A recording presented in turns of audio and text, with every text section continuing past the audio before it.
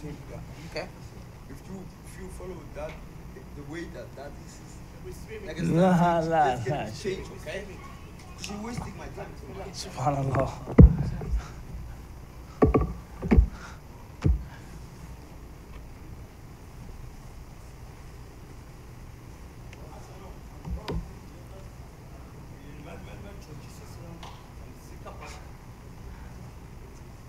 Me too.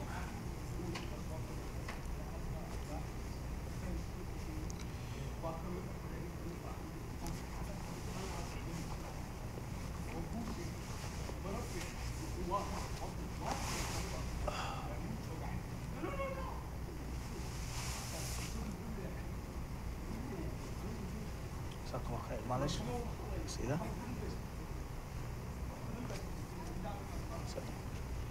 عصام.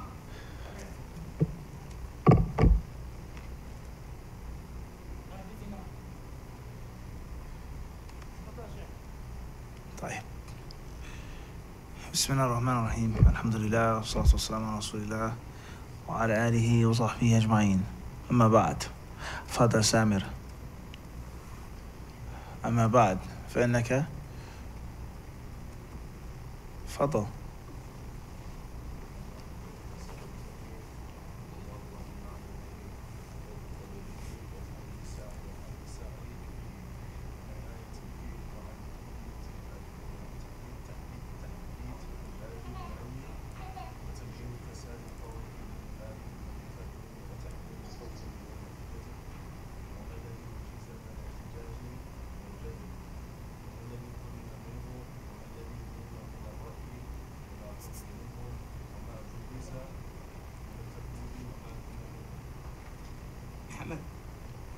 That's what it's not. تفضل سامر. قال ورغبت أن أقدم لك قبل هذا عن آداب التعلم وما يلزم العالم والمتعلم التخلق به والمواظبة عليه وجه الطلب وما حمد وملك منكم من الاجتهاد والنصب إلى سائر أنواع التعلم وفضل ذلك. وهكذا. Like we read in the مخطوط. Like we what? Like we read in the مخطوط. طيب خير إن شاء الله. Alright, so now let's go بإذن الله تعالى directly to the Fahris to do what we said we were going to do yesterday or last night. طيب. Let's go up, inshallah. Alright, let's get started with the reading and the perusing through the chapters. Baban.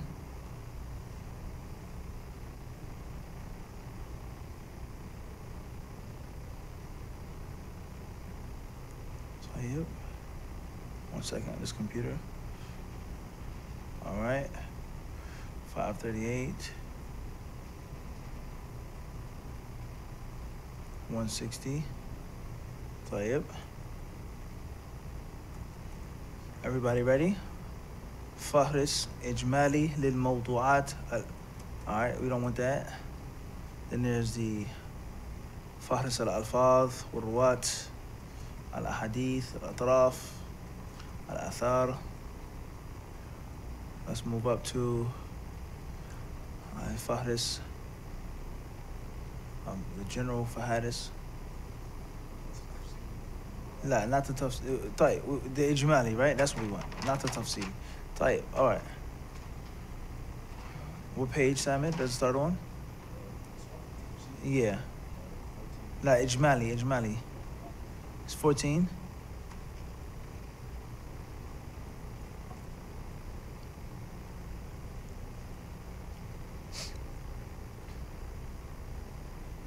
Yalla, Sheikh. You're supposed to be on point. طيب. All right. لا بأس.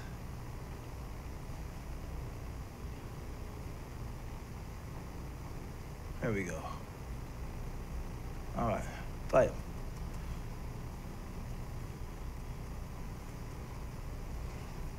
Here we go, guys. 1431. All right. So we're going to read through this and breeze through this as fast as we can, inshallah ta'ala, without taking too much time. Number one, خطبة المؤلف, the author's introduction, باعث المؤلف على تأليف كتابه, why he wrote the book.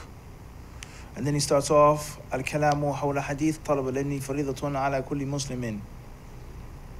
Okay, obviously it's missing here that the first thing that the author mentioned was what? Before this hadith was what? He mentioned a concept which is deeper than this. And that was من سئل عن علم فكتمه. Alright? That was the first hadith that he mentioned. Why he answered the request of the seeker. وَرَغِبْتَ, speaking to the seeker, the talib, طيب. Why he answered the speaker or the requester regarding the obligation of spreading knowledge. طيب. That's the باعث المؤلف على تأليف كتابه. المفروض أن يذكر هذا. المفروض أن المحقق إيش؟ يذكر هذا. تماما. Then it says, number 2, the hadith, seeking knowledge is mandatory upon each and every Muslim. What does that mean? What does that mean? That's the first thing that he spoke on after that. What does it mean that seeking knowledge is obligatory upon every single Muslim? What does that mean? Everybody has to be a scholar and a student of knowledge? Everyone has to learn Arabic, go overseas? What does that mean? Then it says, تَفْرِيعُ أَبْوَابِ فَضْلِ الْعِلْمِ وَأَهْلِهِ. Then he makes the tafri'. All of the different things which prove the superiority and the excellence of seeking ilm. All of the different aspects and angles and perspectives that show us the excellence, the virtue, and the beauty of what? Talabul ilm. Everyone understand this? From that is what the Prophet ﷺ said, when a person dies, he who shows someone good, you cannot envy someone unless you'll find that people like ma'adin, minerals, gold and silver, man yuridillahu bihi khayrun yufaqihu fid din, the virtue of knowledge over ibadah. The learner and the teacher are both partners in reward. The scholars over the martyrs. وَهَكَذَا تَفْرِيعٌ. Everyone understand this? All of the different ahadith regarding the virtue of seeking ilm. Regarding the virtue of seeking ilm. طيب? So these are all abwab. Then he moves forward by saying, بَابُ ذِكْرِ كَرَاهِيَةِ كِتَابَةِ الْعِلْمِ وَتَخْلِيدِهِ فِي الصُّحُفِ. That is disliked to write down knowledge. It's not the best thing to write things down. وَتَخْلِيدِهِ فِي الصُّحُفِ. And allowing knowledge to die on paper. Allowing knowledge to die on paper. In other words, knowledge is supposed to be alive. It's supposed to be vividly full of life. And that can only take place via, understood or not, hifd. Everyone understand this? Wait, let me get the book. Let me open up the book. Let me read the book, right?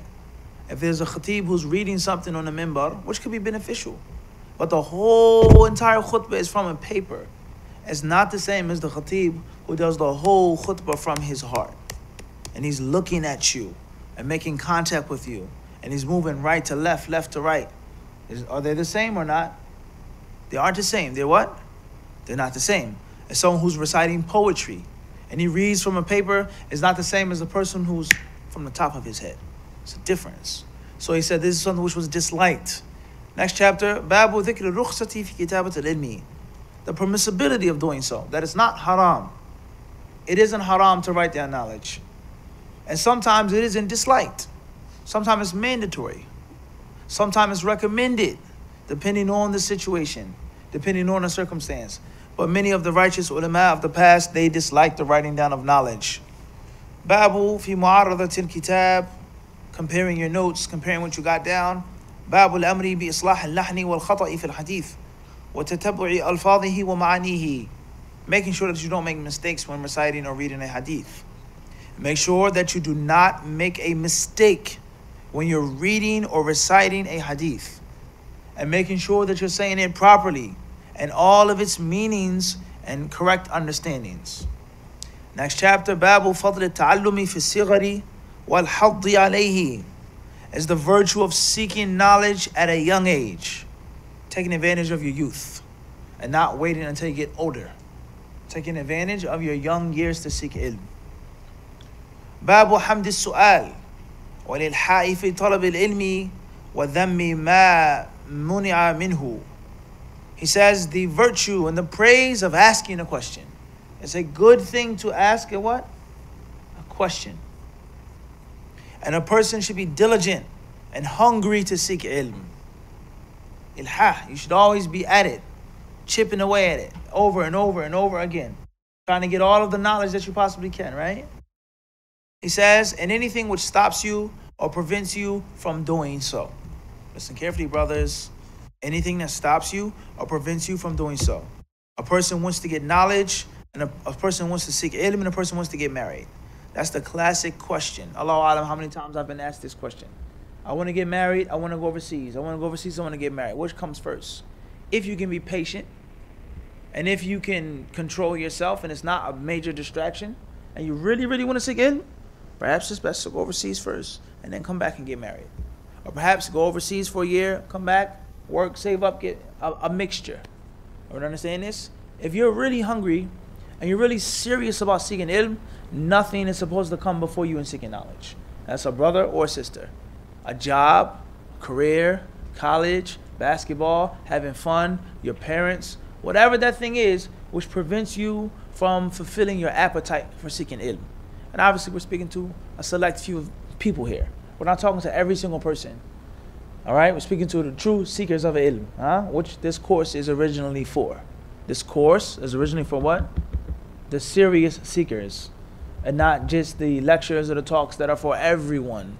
The family night is one thing, and this course is what? Khalid is what? Another thing. Everyone understand this? But even for the layman Muslim, or for a Muslim who's trying to be studious, I work 9 hours out the day or 10 hours out the day. I have children, I have a wife, I have bills, I have things that I have to pay, but I want to learn Arabic. I want to learn Arabic. I want to study Arabic. I want to focus on tajweed in Canada, in the United States. Is my goal. I don't want to die unless I can know how to read the Quran in its original language. I want to learn some basic conversational Arabic. I would like to learn the principles of Islamic finance for myself. I can ask a question to Sheikh Fulan and Sheikh Fulan, but I myself want to know the basic demographics of interest and mortgage and things like this. So that which comes before you in learning this, you have to remove and get out the way. That's the extra hour at the gym. That's the coffee shop. That's doing this and buying this and having this and so on and so forth. Everyone understand this? Very, very, very important. And this applies to anything else that you do in the dunya. You want to be a basketball player? Your life has to revolve in orbit, of course, after Islam, around basketball. Let alone someone who's a non-Muslim. Eat, sleep, basketball. That's it. And if you're not taking that attitude and that approach, then you'll barely get by. I would understand this. You have to be hungry. You got to be hungry, right? Moving forward. Babu dhikri rihlati fi talab al-ilm. The chapter of encouraging people to travel to seek knowledge. We've spoken on that many times. The importance and the virtue of traveling, leaving the comfort of your home to seek ilm. Babu al-hadhi al-istidamati al-talab wa sabri fihi ala al-la'wa wal-nasab. He says here, the encouragement to be consistent, to be perseverant, to not give up, and to deal with the pains and the suffering and the agonies, and to deal with the hardships that come with seeking knowledge. We've seen brothers come overseas, they were zealous, overzealous, and next thing you know, they were back in America 2 months later, 3 months later, a year later, 2 years later. They quit. They gave up. It was too much. It was too hard for them. I have to have this food. I have to have these clothes. I have to have this car. I have to have this house. I have to have this wife. I have to. They couldn't deal with it. It's too difficult. Let alone just the hardship of ilm, memorizing. You signed up for the College of Hadith and you dropped out. What did you think the College of Hadith was? You thought it was 40 Hadith Nawawi?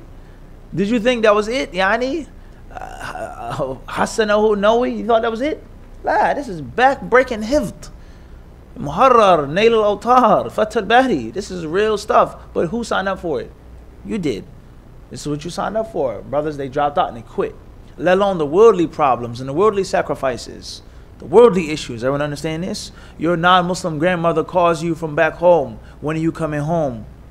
Your family says, we miss you. Come back. Why are you in Arabia? What are you doing over there? Are you a terrorist yet? It's the reality. You come back home to visit your family in the summertime, you get harassed by the airport, by the authorities. They come knocking on your door, calling your phone. Huh? Would you like a job? We want you to work for us. And if you don't work for us, then we want to keep harassing you and bothering you. This is reality, haqa'iq. Allah knows that we're not making this stuff up. What are you going to do? Quit or persevere? You signed up for this. Everyone understand this? Moving forward. باب جامع في الحال التي يسأل بها المعلم. He says, a comprehensive chapter regarding asking a question and speaking to your teacher when you want something from him or her regarding information. There's a way of asking questions, right? There's a what? There's a way. And it's just not how you want to do it whenever you want to do it. Some teachers don't allow questions. Some teachers don't allow open questions, only on the topic. Some people will get annoyed if you ask too many questions. Some people don't care. It depends. It depends. Some people screen and filter questions. They'll get a stack of questions and they'll look through each and all of them and they'll select those they feel comfortable with. It depends on the person. It says, Babu kayfiyyati rutbati fi akhdhi al-ilm. How to progressively seek knowledge systematically. A book here, a fatwa there, Shaykh ibn Uthaymeen, Albani, Ibn Taymiyyah, and it's not like that. In order and steps, book, matan, sharh, level, steps, systematic process of seeking knowledge. It says, Babu dhikri ma ruwiya an Luqman al-Hakim min wasiyyat ibnihi. Regarding the story of Luqman the wise and the advice that he gave his son regarding these things. Babu afat al-ilmi wa gha'ilatihi wa ida'atihi wa karahiyati wad'ihi inda man laysa bi ahlihi.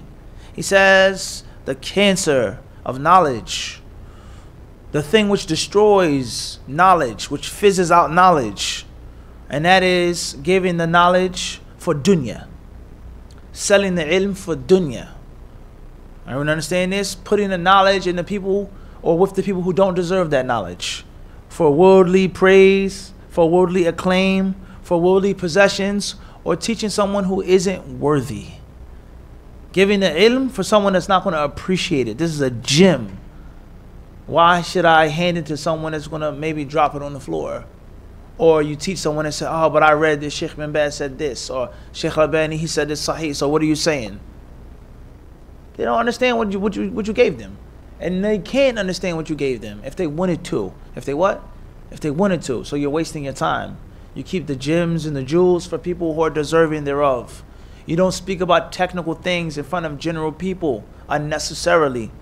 Everyone understand this? You give the special information to the tulabul ilm, and to the people who are of a certain rank and a certain worth. Babu haybatil muta'allim lil alim.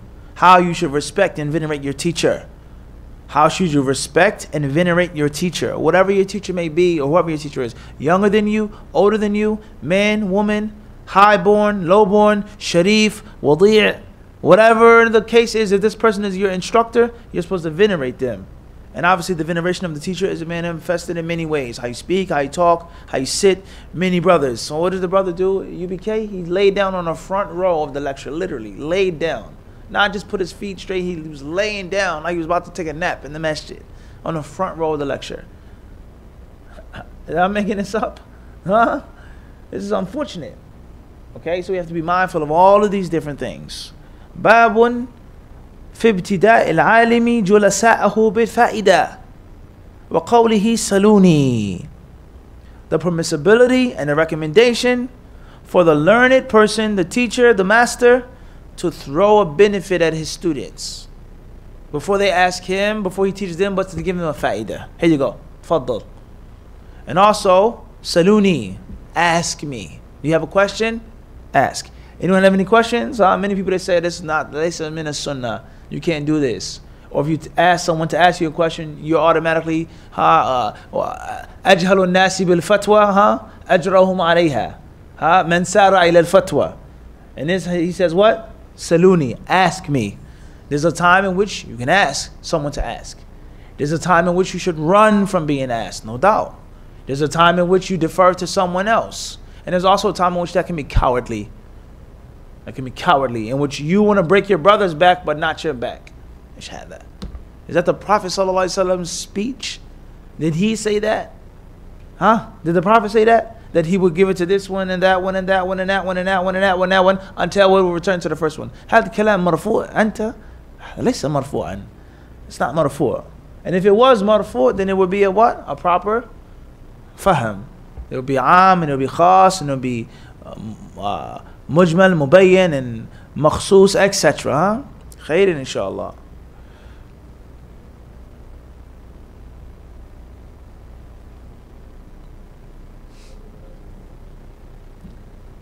Password? That's what I thought it was. طيب.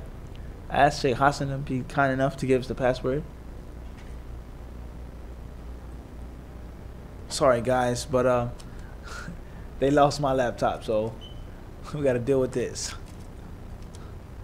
سمعت عن الكتاب عون المعبود في الكشف عن الجهاز المفقود.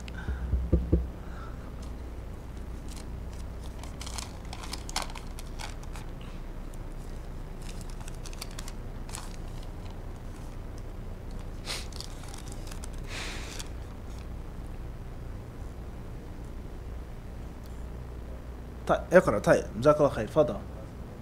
باب منازل العلماء, the levels of the scholars, the levels of the learned people, that the people of knowledge are not on one level, they're different levels. You give everyone their due respect. طيب. Similar to the chapter before last, not giving the julasat, the people sitting with them a fa'idah, but giving them a question, testing them out, a mas'ala. What is the ruling on this? خالد ايش عندك في مسألة كذا؟ ايش حفظت في مسألة كذا؟ ايش قولك في كذا? You understand this? What do you say about this? Not to break their backs or to play someone or to show someone up, but to get them to what? Think and to be strong and to be sharp. Huh? فضل. A young person, someone who isn't that old, to speak and to give knowledge and to answer a question in front of someone who's older, i.e. that it's not just absolutely what? Yay or nay. You understand this? And it doesn't necessarily mean that it's a means of disrespect, depending on the circumstance and the situation. Fadl.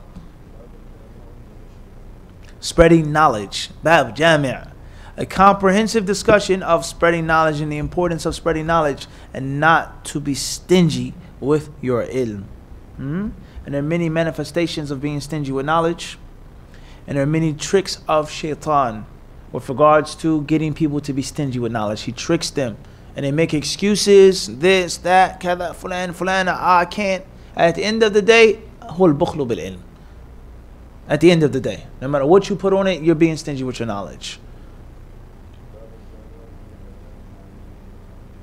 Another comprehensive chapter regarding the etiquette of the learner and the learned, the master and the pupil, how they are both supposed to behave. The etiquettes in which they both share, such as al-ikhlas, sincerity. And then there's an etiquette which is only for the learner. The alim doesn't have to do this. And there's an etiquette only for the alim in which the learner doesn't have to do. Three categories. Faslun fil insafi fil ilm, to be just, to be impartial. Only Allah knows the problem that we have with this today, People aren't fair. We are the only ones who have knowledge. People who studied in my country, nobody else. Or this race. Only if you, where are you from? Such and such? Oh, you have ilm. If not, you really don't have knowledge. Where'd you study? You studied in Medina? It's not serious. In Medina, you studied in Kulliyat al-Dawah, Kulliyat al-Sharia? Oh, you're what? Laysu, La, not even that, قالت اليهود, Allah says what? وقالت ليست اليهود وهم يتلون الكتاب. And they both know that this is a kitab, and that's what? Being a bigot. Only Shafi'i is the true fiqh. Only Kulliyat al-Hadith is the true knowledge. No other knowledge except for Kulliyat al-Insaf. Be just. Be just, ya akhi. Don't be a wrongdoer. Don't be a bigot. Don't be a fanatic. طيب. Similar to the previous chapter, little translation, يتحلى, finery, jewelry, how you're supposed to shine, Your character, your behavior as a learning person is supposed to make you shine. Just listen to those words. Yatahalla. Huli. It's supposed to be like gold and silver, diamonds. Your beautiful patience upon someone. The ignorance of someone. Have sabr, hilm, forbearance, tolerance. Someone that's not fulfilling your status and your rights. Be patient with them. You don't always have to strike back. You don't always have to say something negative back. You understand? It's being patient upon a student who has a full cup. Or a student may have bad etiquette, poor manners. Yatahalla. It makes you shine when you have beautiful character. And there lies no doubt, someone who's implementing the sunnah and trying his best or trying her best, they stick out and they shine, even to non-Muslims. Non-Muslims, they notice your behavior. They notice how you are, how kind you are, how respectful you are, how neat you are, how nicely dressed you are, Maybe in the aquarium. Fadl. He says, Faslun fi mukhatabati an-nasi ala qadri uqulihim. Speaking to the people in a language that they understand. And never putting the people on a level that is beyond their level. Giving them something which is too hard and too much and too difficult for them to understand. Very important point with regards to wisdom. Fadl.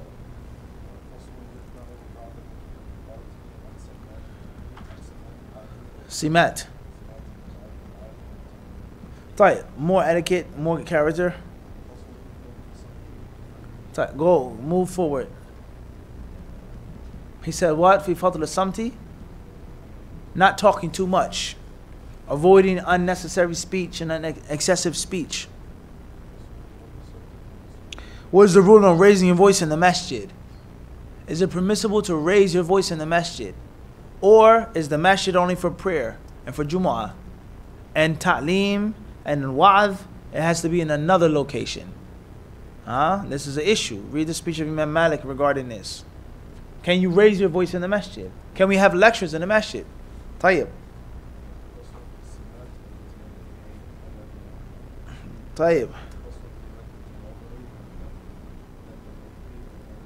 Humility, avoiding conceit, being humble, and seeking authority in positions, seeking status.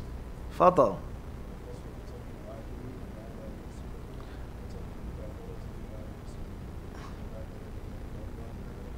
Tayyib. Do not act like you know something. If you don't know, say you don't know. I'm sorry, that's not my field. I'll get back with you. I'll research it. I'll double check. I'm not that skilled. Someone else is better than me that can answer that question. And if there is something that you do know, and you are strong in, never be boastful. Never be boastful. Humility. Humble yourself, Never boasting your skills, right?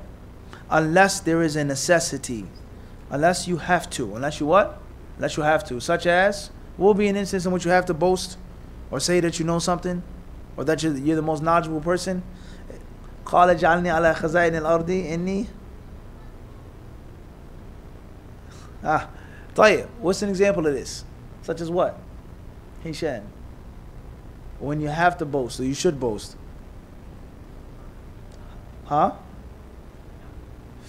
This is a specific reason why you would do this. If someone else is going to mess it up. If there's an ignorant person who doesn't know that he's ignorant, and he's about to step forward and start talking to the news about Islam or terrorism. No, step aside. I'm the imam. Thank you. I'm the resident scholar here. Interview me. This person is going to get on the news, and he's going to start, messing everything up. He doesn't understand Islam at all. He doesn't understand terrorism, let alone Islam and terrorism. He's going to make a bad name for the Muslims. So you may be walking up to the cameras and they're saying, we're at your mosque and we want to interview someone about the local terrorist attacks and what is the stance and what is your official statement. And he starts talking, well, we as Muslims, we believe, thank you very much. I'm the imam of the masjid. How can I help you? You understand this? You may have to. Or they say, who's the most learned person about Islam here? Who can I talk to? I have a question about Islam. You may have to say what? وهكذا. Or it may be a thing which you may have to get people to take from you and benefit from you. Listen, guys, I was overseas. I did this. I've been there. I done that. Just listen to me. Take it from me. Listen to me, Khalid. I'm telling you off of experience. You may have to say this for the young people to what? To realize. Or you may have someone who's doubting you. You may have someone who's a what? They call him a what? A heckler, right? Or heckler, right? At your show. He doesn't know anything. He's just talking. He's reading from a paper. And you may have to what? Close the iPad and what? Haddathana wa akhbarana. Say what? Know your place. Everyone understand this? Very important. He says, Babu ma ruya fi qabd al-ilmi wa dhahab al-ulama.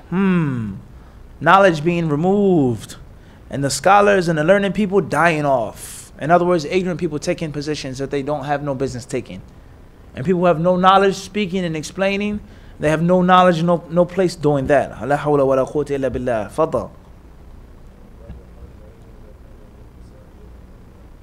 When the knowledge is held by sinful people, evildoers, aradil, laysa al-ardal, aradil, aradiluna badi al-ra'i. Always sink it, huh? La ya akhi, don't. فأكثرت جدالنا. You've argued with us in what? طيب, al-aradil, طيب. When knowledge is basically among sinful people and scum. Aradil, that's the translation of someone who's radil. Scum. He's low, he's a base person. He doesn't come from a good background. He has no good history. He's a low person, a base person. His character, what he does, everything, nothing about him is noble. Everyone understand this? And that is an excuse for people to not listen to him. He may be speaking the truth. He may be saying wisdom. But they're going to say, look at him. Look where he comes from. Look what he looks like. Look how he's dressed. Look at his character. So they're not going to listen to him. And that's why the messengers, وَكَذَلِكَ الرُّسُلُ تُبْعَثُ Heraclius, he said that the messengers are sent what? From the best of their lineage. To cut down one excuse from people who already don't want to listen to the messengers. Moving forward. And this also goes to show that someone could have knowledge and be a sinner. And someone could have knowledge and be an evildoer. It's not impossible. It's not what? It's not impossible. Someone could be wrong. And just because a person is a alim or talib ilm, it does not mean that they're not evil. It does not mean that they're what? Abadan. Does not mean that. Someone could be evil with knowledge. Waliyadhu billah. May Allah protect us from that. Tayyib.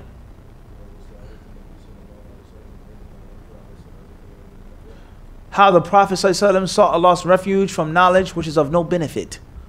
Knowledge which doesn't help. And asking Allah for knowledge which is a means of benefit. That's a long discussion. Babu dhammil alim. The ruler who is an oppressor, who's a tyrant, you're not to visit. You're not to enter upon him. The scholar is not supposed to brush shoulders and sit and drink and eat and take gifts and be in the company of this tyrant.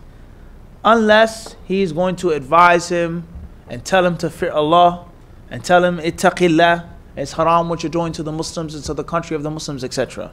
But him just going and frequenting and visiting, he said, madhmoom. And this also goes to show us many misunderstandings today.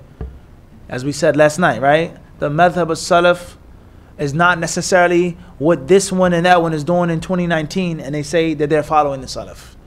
It's a huge difference. The madhab of Salaf is nothing more than was found in these books. The traditional ancient information. That is what it is. What this person is doing today and what they start saying in the modern 20th and 21st century is not necessarily the orthodox way. It's not necessarily the what? The orthodox way. Moving forward. Similar, the wicked scholar. Babu dhammil fajiri min al-ulama. Someone could be learning and could be a what? It could be a fajr, waliyadhu billah. And seeking knowledge for worldly gain, to show off. Naam.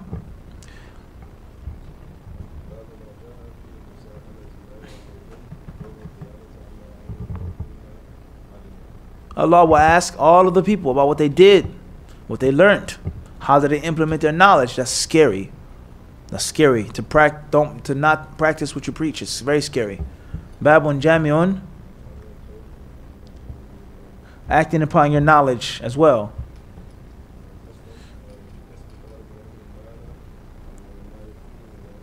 It's time to stop now. 8 o'clock. Inshallah, after Salat, bi'idhnillahi ta'ala, we'll finish Allah surely knows best. Jazakumullahu khairan.